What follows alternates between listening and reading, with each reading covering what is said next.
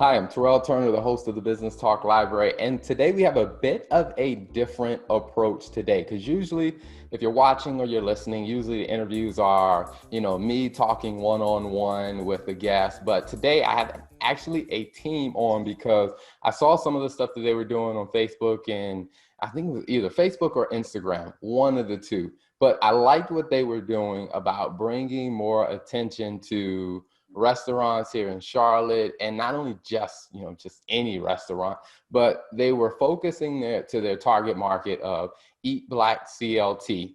And I wanted to bring them on to talk about what they're doing, what they've noticed with a lot of the restaurants that they've had on. So I will allow them to introduce themselves, and we'll start off with Lorri. All right. Well, my name is Lorri Lofton, originally from Birmingham, Alabama. Been in Charlotte 7 years, and I have a business, Gracefully 5417, but definitely still work 9 to 5 during the day. All right. And then, we'll move on to, I guess on my screen, Cory's at the top. So we'll go to Cory next. Sure. Yeah, my name is Cory. I run a food page and website called Daily Special CLT. Originally, it started just me finding food and drink specials around Charlotte, and then it kind of turned into a food blog. So now I go around and post a lot of different restaurants, but I do feature a lot of Black restaurants on my Instagram. So that's kind of how I got into this. I've been in Charlotte for about 3 years now, and I'm originally from a small town in Georgia named Elberton. Got it. And then we'll go to Ryan next. Hey, I'm Ryan Jones. I'm from Goldsboro, North Carolina. I've been in Charlotte about 5 years now. I'm an engineer by day and foodie by night. So I have a food Instagram page, thefooddudeclt. Got it. Now, Shay. Hey, so my name is Shay Jackson. Just like everybody else, I am a food and lifestyle blogger. And I actually have a business with my husband called A Visual Design, where basically we sell an experience for like software and photography and also just like web development, basically. I'm originally from Kansas, but I've been a temporary resident of Charlotte for a couple of years now. I'm not sure how long, actually. All right, Amber. Hi, I'm Amber Owens. I'm from Atlanta, Georgia. I've been in Charlotte for a little over 3 years. I have a brand, The Impossible brand, and then I also have a food page, Forks and Flights, where mainly I highlight Charlotte restaurants now, but if I'm ever traveling, I'll post restaurants everywhere if I'm there and I eat. So yeah, that's it. And Ms. Berry. So I'm Erique. I have been in Charlotte together for about 10 years. So it's like I'm the senior here. So I've been in Charlotte for about 10 years. I run the Instagram Erique Berry. So Erique Berry Co. is kind of my business. And what I do is recipe development. So I do a combination of recipe, food photography, and shooting restaurants. So I like to cook, but I also like to eat out. So I do a combination of both. Got it. Now, from listening to everybody's kind of backstory, it wasn't like anybody said, hey, we grew up together, we knew each other as kids. So how in the world did you guys even meet? How did we meet? I think I know. I'll just say by food, honestly. I mean, we had to come together over food. Cory and Amber, I know through Yelp. And then Shay, I want to say maybe a foodie event, Erique, a foodie event, and then Ryan Jones. So funny to see his name like that because it's just always food dude. But anyways, I met Erique. So honestly, I would say food brought us all together. Anybody else can chime in. Yeah, most definitely. I would say like I met Cory through another kind of like food blogger and food events, and Lorri Ashly food event. Ryan, we went to A&T together, and then I met Amber through this group. And then Shay also I met at another foodie event. So yeah. Gotcha. Anybody else want to shine any light on that? No, man, that's pretty much how it happened. Just around we're out eating, and honestly, there's not that many of us. By us, I mean Black food bloggers in Charlotte. So it's easy to notice each other and kind of just gravitate toward one another at events and stuff. So that's how it went. Okay. Now, something that I think is very interesting when people talk about, blogging, sometimes when I hear people talk about it, and I hear the same thing when I'm working with clients in business, where they talk about an idea and they talk about it as if it's going to be something completely easy. Oh, I'll just do it on my spare time. It won't take that much effort. What has your realistic experience been like with developing a blog, getting a following, and then just coming up with content to actually write? You guys can, any one of you can take that question, or multiple of you can take that question. I would personally say like it's been a long journey. I would say like I officially have a website and blog, but it's been like 6 years. It's been like a 6-year baby. I would start, life would happen, and I would kind of drop it. And I tell anybody, like, my motivation came when I actually invested and paid somebody to do the website. And so once I made that like financial investment, it kind of took it to a new level. Like, okay, you got to pump out some content. You got to kind of do this stuff because you've paid for this platform. Got it. Yeah, that's interesting. I think when a lot of people are first starting out, it kind of starts as just kind of a hobby. People like to eat. So when I'm out, I just take a picture of my food. And then as you start, developing a community and a following, you start kind of saying, I want to see where I can actually take this. So that's when you start trying to improve your quality and kind of taking it more seriously. And once that happens, then you start spending all of your free time basically creating content, and you start looking at things differently. Instead of just going to a restaurant to eat, you go to it and figure out how you can create content for your followers. So it kind of changes your whole mindset as you get into it, and takes up a lot of your free time, which is not something that a lot of people talk about. But if you enjoy doing it, it's worth it to me. So. I agree with Yeah, that. I'm similar to Cory. I kind of just started posting for fun. I had terrible quality pics when I first started, just on a camera phone. And then once I started getting a following, I was like, oh wow, people really like this. So let me invest. So I bought a camera and I started learning about photography and just taking it more serious. And I think, Shay, you were going to say something? Yeah. Oh, yeah. No, I was going to say, I definitely agree with Cory and Ryan.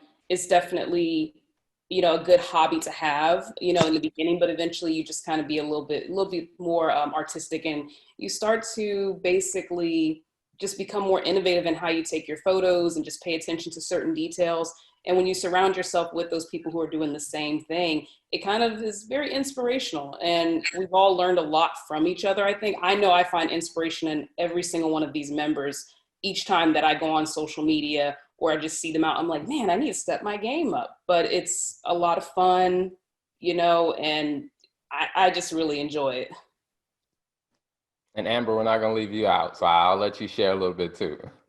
No, it's kind of piggybacking off of what everyone already said, but especially what Shay said about just learning from everyone. I feel like we've developed like a network. So even if it's like how I'm setting up pictures or backdrops or different cameras, I now have a network that's like pretty tight knit, and they're all talented in their respective areas. So yeah, I initially started as a hobby, and then when I moved to Charlotte, I realized that people did this as a career, or like they took it seriously and they had professional businesses. And so I'm like, okay, I need to take this a little bit more seriously because there's a market out there for it. And so this group has been really helpful in just kind of helping me mold where I want to go, because I feel like they have so much experience. So it's been really helpful. And I would definitely say it's like a good network, and we get to eat. So that's always good. Before we kicked off the interview, I know we were laughing and joking about, the effort that it takes to coordinate everybody's effort, because all of you, you guys are working full time or have your own businesses or have your own, blogs, and you guys got a lot going on. So I want to talk about when you guys have had the opportunity to collaborate on something, or like whether it's, going out to a restaurant, eating together, checking out a new place. What's been, I guess you would say, one of your memorable experiences that you've had working together? I would say Leah and Louise for me. I mean, I can just speak to like how we even got started. I remember Lorri Ashly just kind of sending an Instagram DM to a group of us.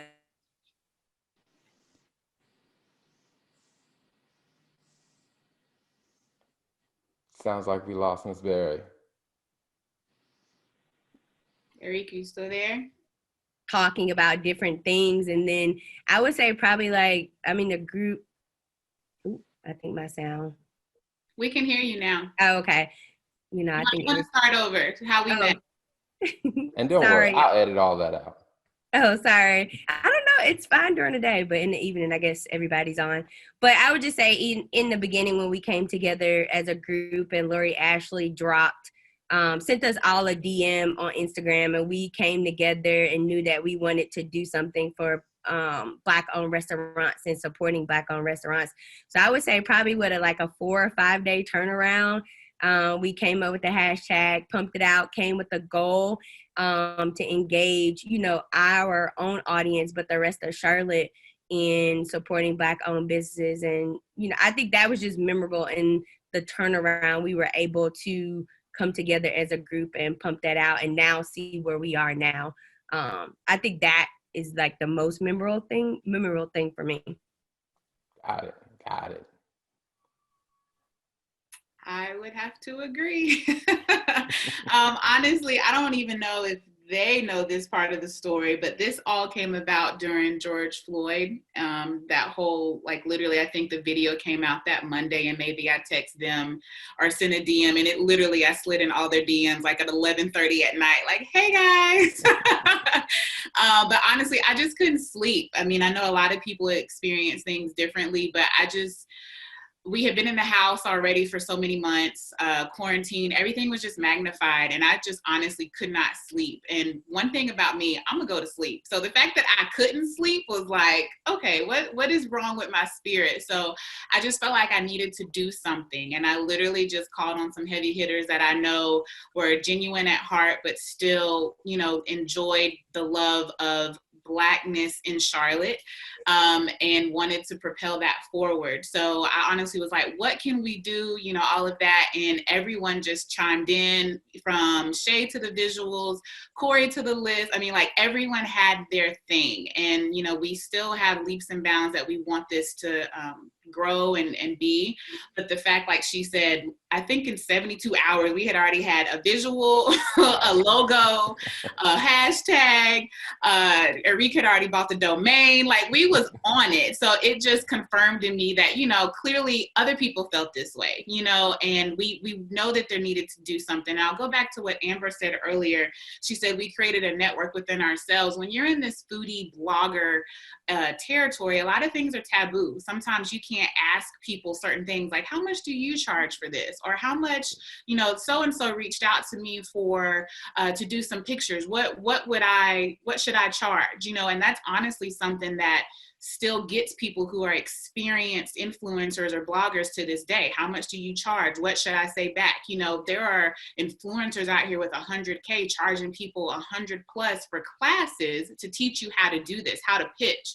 So the fact that we do have all these years of experience from pictures and camera angles and all of that, it is cool that just randomly our group chat will be, I'm using this lens. What are y'all doing for this? Or this restaurant just opened. So that in itself, in the small time that we've been together, has been, I would say, also memorable. The fact that the quick turnaround and the fact that we trust each other. I think Cory dropped in the fact about licensing one time, and gave us a quick schooling on, well, this is what I'm doing for this, and ask for this about this, so it's been fun. And to learn from people that you actually respect, I think is also a great takeaway. Got it. Anybody else want to chime in on that one? I will for a second. So one thing I noticed was when Lorri initially reached out to everyone about this group, I realized the people that are part of this are very passionate about food and building the businesses that are already in Charlotte. I feel like, you know, once the pandemic hit and then of course George Floyd passed away, or excuse me, he was murdered, that whole situation, there were a lot of people who kind of jumped on a bandwagon, so to speak. And it's like, oh, well, let's go and try to support these Black owned businesses when many of us have been doing this since the beginning. So it's nothing new. I know me personally, my husband and I, we do a lot of business with a lot of owners in Charlotte, restaurants, salons, you name it. We work with a lot of Black owned businesses, and we may not exactly specify Black owned because it's like, let the business stand for itself. If you know it's Black owned, cool. If you don't, surprise, it's a very successful business, go check it out.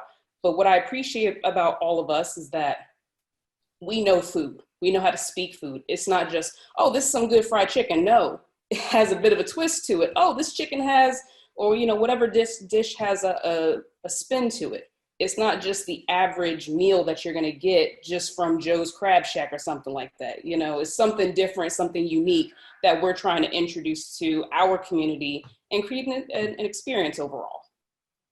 Got it. Anybody else want to chime in on that one? Ryan, I think my most memorable experience with this group is probably Pop Bar. I think that, you know, we had got to know each other a little bit more and loosen up. And when I tell you, like, everybody in this group has their own sense of humor and like is a comedian on the low. You know, like, especially in the group chat, are we talking about something? It's always laughs, but it's also serious at the same time, where you can ask those questions that you may be scared to ask someone else, you know, but you feel comfortable in this group to ask that. Got it. Okay, so Cory and Amber, I want to get your thoughts on this next question first. So when you guys think about, you know, what you're doing and the value that you're bringing to these business owners, because as a business owner myself, I will say it is extremely important to have that marketing, that visibility. You know, what has that experience been like for you guys, just to see what you're and realize what you're doing for these business owners?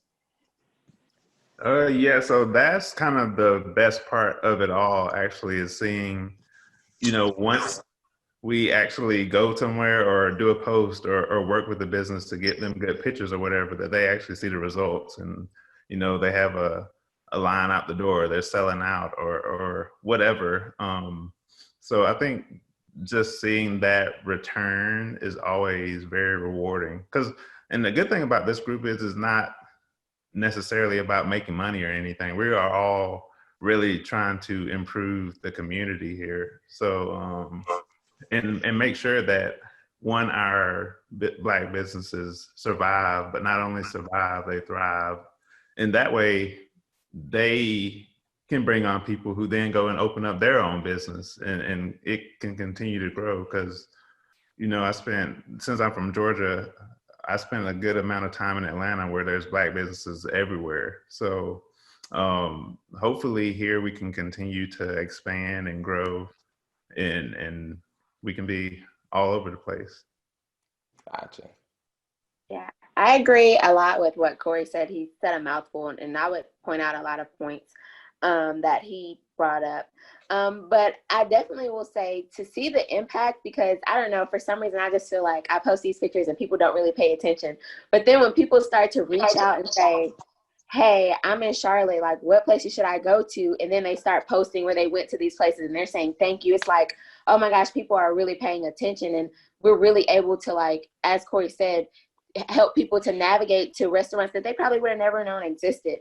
And Cory is being very humble because he literally had a place that was like, wait was like an hour. I went and it was an hour wait because of Cory Daily Special Charlotte. Okay. So to know that you have that type of impact on the community and the local business owners, I mean, that in and of itself is enough of a reward, and it makes you just feel like you've done your part in society, in the community. Awesome. So what's the long-term goal for the collaborative effort that you guys are working on? I think in a sense we want Eat Black Charlotte to be a hashtag that people know is Charlotte. Like when I'm going to Charlotte, I know I can search this hashtag to locate Black owned businesses. And that was one of the biggest things that we noticed, that our Black owned restaurants were missing kind of a web presence. And so that was the goal of the hashtag, is literally you can search that hashtag and see a wide range of Black owned restaurants, from soul food to cupcakes to, you know, hot dogs, ice cream, you name it. Like, we have those businesses in Charlotte. And so we wanted to give them a platform and visibility. And as we move forward, we're definitely looking to start like the actual Instagram page where people can actually search and see Black owned restaurants. And then even, you know, looking forward to like a festival, you know, highlighting our Black owned restaurants in Charlotte. Got it. So where can people go online or on social media to search and find the work, that the collaborative work you guys are doing for Eat Black Charlotte? So for right now, it's a hashtag that has, last time I checked, we're at like 1,800 used pictures, so 1,800 tags. So literally hashtag EatBlkCLT. However, hopefully by the time this airs, we will have up an active Eat Black Charlotte Instagram page, with also a place that you can find a hub of, I mean, honestly, we have enough content here between us that we would be able to upload some pictures. So I'm going to go ahead and step out on faith and say our Instagram page, Eat Black Charlotte, and the hashtag, Eat Black Charlotte. And like Erique said, we are working on some things for 2021, hopefully some sort of festival, definitely food-based, obviously, where we can celebrate that, possibly around Juneteenth. So it's just a huge celebration of just Black excellence here in Charlotte, that everyone is welcome to, and you don't have to be Black just to be a part of it. Awesome. Now, one question I do want to ask, and we can go one by one on this, is for all the people that will be listening to this, you guys can go one by one and tell them how they can find you and your business, your specific content also online.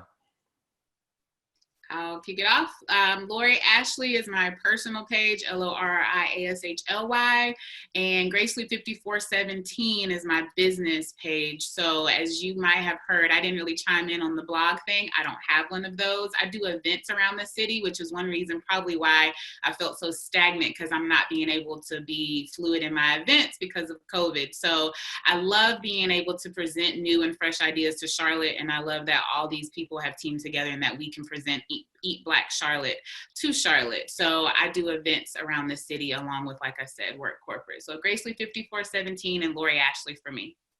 Got it. I can go next. So my handle on Instagram is DailySpecialCLT. And on there you'll find a bunch of food pictures and restaurants that I feature. And I like to have fun on the page. So on the stories, we'll do things like food debates and all type of fun stuff. And then there's also a website still to kind of pair with that called dailyspecialclt.com.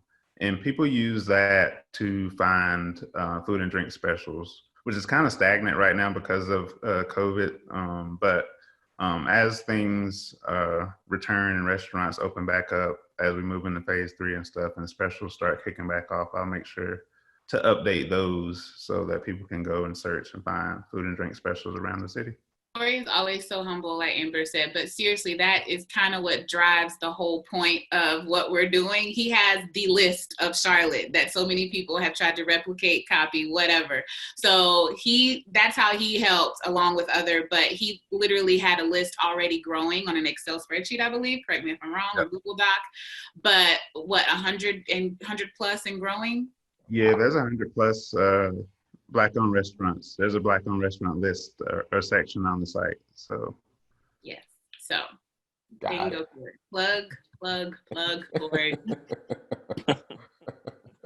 All right, let's go with Ryan next. My Instagram name is thefooddudeclt. That's my business page, and my personal page is Dat Guy Rye I mostly just do travel pics on there. But on my food page, I mean, you kind of don't know what you're going to get. Get some good restaurants. I might be out partying in my stories. You know, it's kind of a mix of what's going on in Charlotte. Or you might even get some pictures or something that's going on with my job during the day. So kind of mix it up, keep it fun. Okay. Now, Shay? So my website is shayjackson.com, where viewers can find a lot of my recipes and DIY projects and also restaurants. My Instagram is I am Shay Jackson, and it basically has the same amount of content, and that's about it. Aside from TV segments that I do with a business that I work with for Tampa, Cincinnati, Savannah, Georgia, and a couple of other cities. I should probably start uploading that stuff, but people can find me on Instagram at I am Shay Jackson. Got it. Now, I guess if anybody's watching or listening to it, what you probably have heard is there's like this constant sense of like humility that they have where they like drop little things here and there, like, yeah, oh, just a couple of TV presentations I'm doing. It's just like, I like it. I love the humility. You know, I mean, you guys are doing some great work. I love the humility. So let's go with Amber. Where can they find you online? So they can find me online at my website, www.theimpossiblebrand.com. And it's also the same on Instagram. And then the food page is Forks in, the letter N, Flights on Instagram. All right. Ms. Berry, where can they find you? You can find me at eriqueberry.co. So that's ERIQUE Berry, BERRY.co. And then I'm at Instagram at the same handle as Erique Berry. So, and I share recipes. Big fan of R&B music. So a lot of times I pair my videos with R&B music, and same Cory, have a little fun with memes that I find. So about food related. Gotcha. Okay, so I got two final questions, and the way I want to do this, I want to split this up. So 3 people will answer the first question, 3 will answer the second one, and Lorri, you'll sit out on the first one. I want you to answer the second one. So the first question is, you know, if a person wanted to, you know, start a blog about something that they were passionate about, what's one piece of advice that you would give them? This is Ryan. I probably would give them consistency. Like if you're just starting out, I would say if your goal is 1 post a week, then you do 1 post a week. Like keep it consistent. When I first started out, I was like, oh yeah, I'm just going to post this. And then it may be 6-7 months later before I post again, you know? So that's no way to build a following. There's no way to get your brand out there. I would definitely say consistency. Like whether it's once a week, twice a week, whatever it is, just keep up with that consistency the whole time. Got it. That's a good one. I would probably say to reach out and kind of find your network and people that are in your niche, and don't hesitate to, you know, reach out to them to see. Some people will respond, some won't, but kind of like how we kind of feed off of one another, that makes each of us better. So if you can, you know, find your group or find your niche, and get advice and bounce ideas off of them, and they can, you know, help you, you help them, and it just works. I'll go same thing with Cory, like, you know, get your network and know that everybody can eat. So know that you're not in a competition with those individuals, because everybody in here has a platform, and we all eat, you know, at restaurants and money-wise. So there's enough space for everybody to be in this niche and reach out. And then also to say, don't get stuck by the perfection bug and just start. So if you try to keep waiting until it's perfect and it's exactly where you want it, you'll never, you know, get started. So start and perfect on the way. Got it. To piggyback off of that, I would say find some sort of inspiration. Doesn't matter who or what you follow. Basically, find kind of like a blueprint of something that you aspire to be or do for your brand and know who you're marketing towards. Awesome. So now the final question, and this one's going to be for Amber and for Lorri. So, one of the challenges that I see that a lot of people have is where when they're doing something in the business, they feel like, I can't really work with they see other people as their competitor. But you guys have overcome that in a huge way of collaborating with people who are in a similar space as you. Like, how did you get over the fear of the competition to be able to effectively work with other people who are in a similar space? So I'll first start off and say, honestly, when Lorri reached out, at no point, at least in my mind, was it ever like, oh my gosh, like these people, this is the opponent. Like, it was like, I felt like we just like clicked. We came together. There was no awkward moment. So I think when you start to look at people as if they're like your competition, you start to limit yourself. Like, when you're just free, you allow yourself to learn. You allow the conversation and the knowledge to flow between everyone.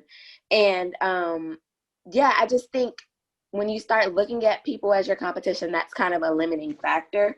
And it ends up kind of working against you because, like Erique said, it's enough for everybody to eat out here. So I feel like we work well together. And I think it's also important to realize and understand that we can do more together than any of us could ever do separately. So when we all pull our resources together, we can move mountains, do a lot more than we could do on our own. Awesome. Now, Lorri, bring us home. What's your perspective on that last question? So, of course, I'll piggyback and echo off of what she said, and kind of echoing what we said earlier. We learn from each other. So one thing about this space, and anytime you're in any type of entrepreneurial role, you have to stay in a student mindset. And I'm still learning every day from Shay's visuals, Cory's this. I mean, everybody literally brings something. Erique is using a new app to put us in a different meeting almost every other month. She's like, I'm going to put you into this. And I'm like, girl, where'd you get this from? So just little things like that. And it's like, okay, this is, new. So honestly, if something has been placed on your heart, no matter if it's an invention, a blog, a brand, it's there for a reason. Clearly you can do it and it might look like everyone else's, but the fact that you're going to do it your way is already going to put you ahead, because you have it on your heart for a reason, right? So all of us eat here, but when we all take the same pictures, we can all go to the same event and eat the same food, but we're all going to have 6 different pictures of, avocado toast. And they still are going to invite us back because they liked how we did it and what we did and how we presented it, So that right there, you can't allow others to dictate how your passion is going to be perceived. Got it. So thank you all so much for being on the show, for sharing your journey, your story. We'll definitely include, links in the description so people can follow you guys. And as you said, I'm actually believe by faith with you guys that the website, the page, all that's going to be up by the time the episode. So you guys don't make me look bad to my viewers and listeners. I want the page to be up. Well, yes, thank you all so much for coming on the show. We'll definitely keep an eye out. And my wife and I now have some more restaurants that we're going to be hitting in Charlotte. So we will definitely be looking to check it out. So thank you for coming on the show. Thank you for tuning in to the Business Talk Library. If you like our content, be sure to follow us on social media.